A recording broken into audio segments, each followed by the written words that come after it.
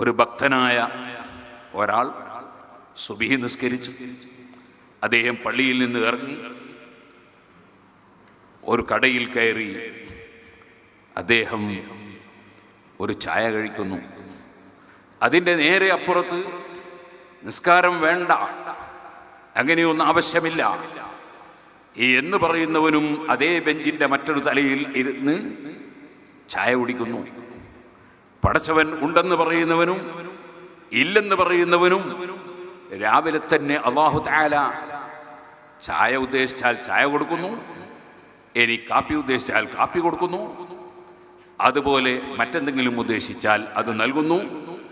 അവിടെ അല്ലാഹു തആല വിശ്വാസമനുസരിച്ചോ കർമ്മമനുസരിച്ചോ വിവേചനം കാണിച്ചുകൊണ്ടല്ല ഇവിടെ കാരുണ്യം നൽകുന്നത്. അതാണ് വിശാലമായ കാരുണ്യം. പടച്ചവനെ സ്നേഹിച്ചവർക്കും പടച്ചവനെ തള്ളിപ്പറയുന്നവർക്കും പടച്ചവനെ സ്നേഹിക്കുന്നവർക്കും പടച്ചവൻ സ്നേഹിക്കാത്തവർക്കും എല്ലാവർക്കും കാരുണ്യം. എല്ലാവർക്കും കിഡ്നിയുണ്ട്, എല്ലാവർക്കും ഹാർട്ടുണ്ട്, എല്ലാവർക്കും ബ്രെയിനുണ്ട്, എല്ലാവർക്കും കരളുണ്ട്, എല്ലാവർക്കും കൈ കാല് തുടങ്ങിയ അവയവങ്ങൾ ഉണ്ട്. അതേപോലെ ശ്വാസകോശമുണ്ട്, ഓക്സിജനുണ്ട്, വെള്ളമുണ്ട്, ഭക്ഷണമുണ്ട്, ദഹനശക്തിയുണ്ട്. എല്ലാ സംവിധാനങ്ങളും ഈ ഒരു വിവേചനം വെക്കാതെ എല്ലാവർക്കും നൽകുന്ന ലോകസൃഷ്ടാവായ അല്ലാഹ്. അപ്പോൾ പിന്നെ കുറ്റവാളികളായ ആളുകളെ അവർ കുറ്റം ചെയ്ത് ജീവിച്ചതിൻ്റെ പേരിൽ അവർക്ക് ശിക്ഷയൊന്നും ഇല്ല എന്ന് ധരിക്കാൻ പറ്റുമോ?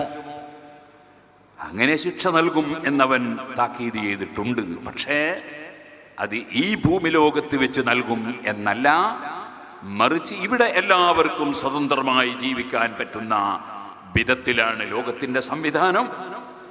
അതേ സമയത്ത് മനുഷ്യന് മരണശേഷം ജീവിതം ഉണ്ട്. അതാണ് അവസാനിക്കാത്ത ജീവിതം.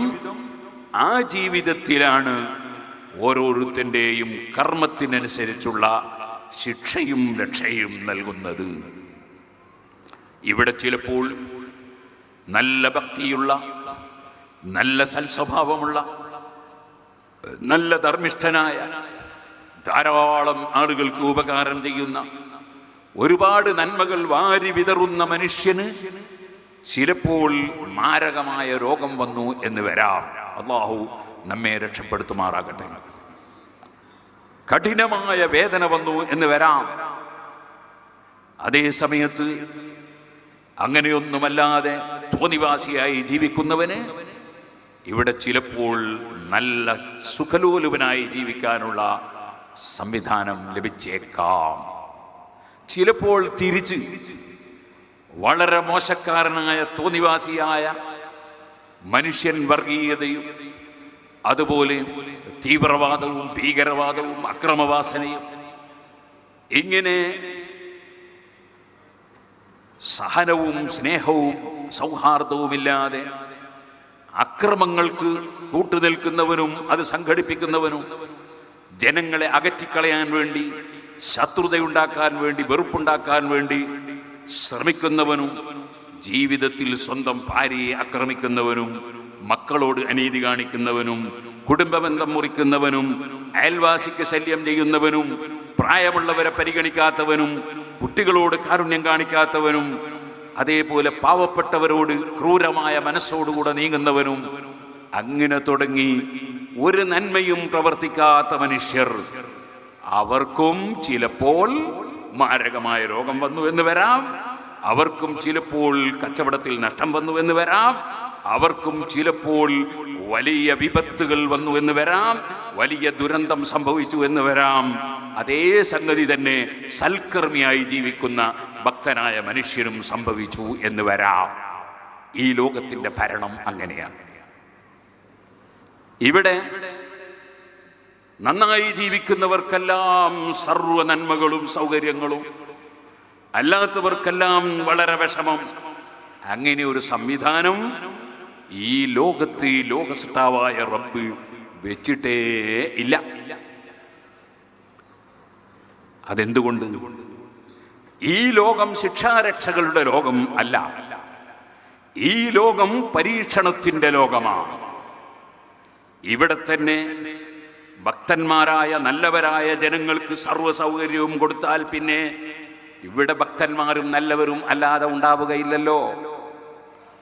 ഇവിടെ തെമ്മാടിത്തവും തോന്നിവാസവും ചെയ്യുന്നവർ, അവർക്ക് എല്ലാവർക്കും എല്ലാ നന്മകളും എല്ലാ ഗുണങ്ങളും കൊടുത്താൽ ഒരുപാട് ദുർബലന്മാർ തോന്നിവാസികളും തെമ്മാടികളും ആയി പോകാൻ സാധ്യതയുണ്ടല്ലോ. അതുപോലെ ഇവിടെ നന്മകളാകട്ടെ തിന്മകളാകട്ടെ രണ്ടും എല്ലാവർക്കും കൊടുക്കുന്ന ഒരു സംവിധാനം, അതാണ് ഭൗതിക ലോകത്ത് ലോകസഭാവായ പടച്ചവന്റെ സംവിധാനം. അവൻ തന്നെ നമ്മളെ പഠിപ്പിച്ചു, തബാറക്കല്ലദീ ബിയദിഹിൽ മുൽക്ക്. ഉറങ്ങുന്നതിന് മുമ്പ് എല്ലാ ദിവസവും മഗ്രിബിന് കഴിഞ്ഞതിന് ശേഷം, മഗ്രിബിന് ശേഷം ഉറങ്ങുന്നതിന് മുമ്പ് ഓതൽ സുന്നത്തുള്ള ഒരു പ്രത്യേകമായ സൂറത്താണല്ലോ തബാറക്കല്ലദീ ബിയദിഹിൽ മുൽക്ക്.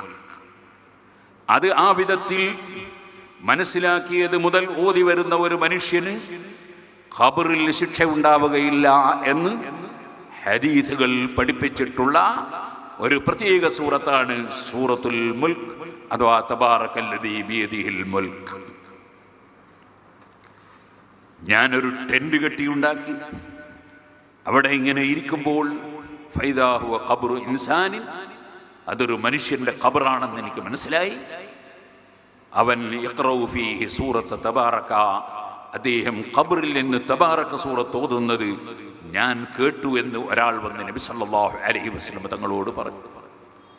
നബി സല്ലല്ലാഹു അലൈഹി വസല്ലം ആ പറഞ്ഞതിനെ ചോദ്യം ചെയ്തില്ല, അംഗീകാരം നൽകി. കാരണം എല്ലാവരുടെ കേൾവിയും ഒരുപോലെ അല്ല. ഖബറിലുള്ള ശിക്ഷാരക്ഷകളോ ഖബറിലുള്ള വിഷയങ്ങളോ സാധാരണക്കാരായ മനുഷ്യർ കേൾക്കുകയില്ല, അറിയുകയില്ല. അതേസമയം ഈ സഹാബി അങ്ങനെ ഖബറിലുള്ള വിഷയം കേട്ടത് നബി സല്ലല്ലാഹു അലൈഹി വസല്ലം തങ്ങളോട് പറഞ്ഞപ്പോൾ അതിനെ അംഗീകരിച്ചു. അവിടുന്ന് പറഞ്ഞു,